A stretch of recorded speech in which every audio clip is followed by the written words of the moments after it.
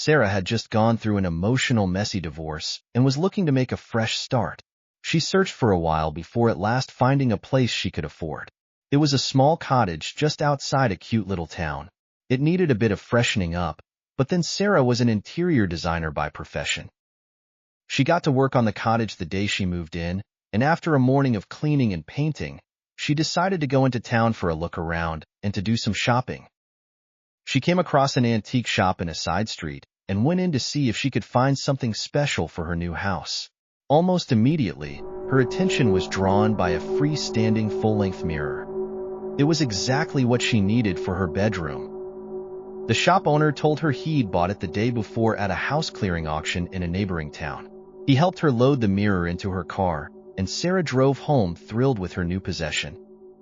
When she got home, she installed the mirror and was even more thrilled with it. She would use it as the focal point for the decoration of her room. Happy with the way things were mapping out, she made herself some pasta, opened a bottle of red wine, and spent the evening reading a book on the sofa. Eventually, she made herself ready for bed and took one last look in the mirror. She was worn out and took a step closer to look at her tired eyes. Suddenly, for a fleeting second, her reflection in the mirror was replaced by that of a terrifying, haggard old witch. Sarah screamed and recoiled in horror, covering her eyes with her hands. She looked again, and the awful image had gone. It was just her face in the mirror. She breathed a long sigh of relief and put it down to tiredness and her vivid imagination. The 2 glasses of wine probably hadn't helped. Nevertheless, before getting into bed, she draped her dressing gown over the front of the mirror. Tiredness quickly overtook her, and she was soon in a deep sleep. All of a sudden, she was jolted awake by a loud scream, followed by a series of loud banging noises.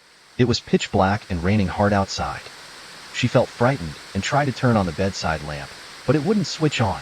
She fumbled for the flashlight in her bedside table and made her way cautiously to the kitchen.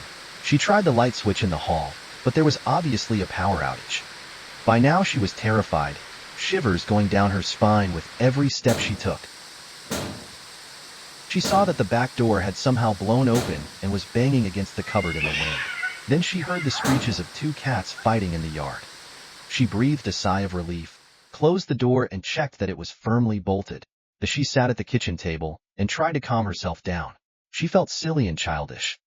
Then there was an almighty crash from the direction of her bedroom. She rushed back and found her new mirror shattered all over the floor, and her dressing gown was crumpled in a corner of the room. The bedroom window was wide open. She told herself that something must have blown in through the window and shattered the mirror. As she went to shut the window, a thick cloud of vapor whooshed in front of her, swirled around, and then wafted out of the door. A crescendo of crashing and banging started to come from the other rooms. Still, with only a small flashlight to see by, she nervously crept down the hallway towards the living room. A series of loud, shattering crashes made her stop. She turned and went back into the kitchen. The cutlery drawer shot out and flew across the room, smashing into the wall and spilling its contents everywhere. The cupboard started opening and banging shut, their plates and dishes being ripped out and thrown to the floor. She had to get out. She edged toward the back door, but just as she was about to reach for the handle, its 4 panes of glass shattered in front of her. She screamed and raced back to the bedroom. Just as she entered, there was a sudden, instant calm. The storm outside had passed, and whatever had been wrecking the house had stopped. Everything was perfectly still. She switched the light, and it came on. And there in the middle of the room she saw her mirror, completely intact. There was no shattered glass anywhere, and the mirror didn't even have a crack. There was only her dressing gown, lying crumpled on the floor. She returned to the kitchen, hoping that it had all been some kind of terrible nightmare. But when she turned on the light, it was a scene of total destruction. The hairs stood up at the back of her neck. She could feel there was still something in the house, some kind of evil presence. A misty, swirling vapor was circling round the room. She grabbed her handbag and raced out of the front door. As she started the car, the wind was picking up again, and it was starting to rain. She looked back at the house, and the lights inside were flickering on and off. She drove to town and went to the police station. As she described her terrifying ordeal, she could tell that the officer at the desk thought she was either insane or had been drinking. In the end, She had to beg him to come and see for himself. 2 officers followed in their squad car. The wind and rain had stopped again, and the house looked calm and peaceful as they approached. But when she opened the front door, the officers gasped in shock at the scene of complete mayhem. They looked in the lounge.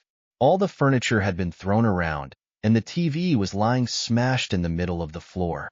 The kitchen was even worse. One of the policemen asked if she was alone. She could tell that he thought this was the result of some horrific domestic dispute. While he was asking her more questions, his colleague said he would check the rest of the house. He'd been gone just a few seconds when they hears a terrified scream and the sound of shattering glass. "Stay here," shouted the policeman as he rushed towards the bedroom. Sarah followed him. The lacerated dead body of his colleague lay on a pool of blood in front of the shattered mirror. A cold, swirling vapor was being sucked back into the empty mirror's frame. "Get out!" cried the policeman. The 2 of them fled for their lives. The police returned in force later that morning, and Sarah accompanied them as they made a record of the gruesome scene. A detective asked her to confirm the statement given by his colleague by describing exactly what she'd seen when they went into the bedroom.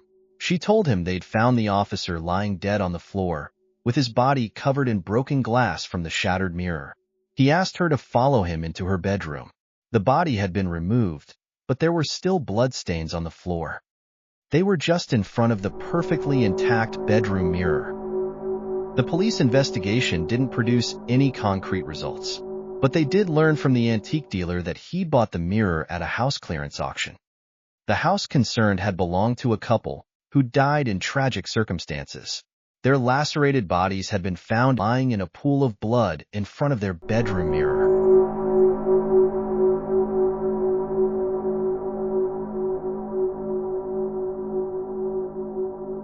For more spine-chilling horror stories from the dark side, please like and subscribe.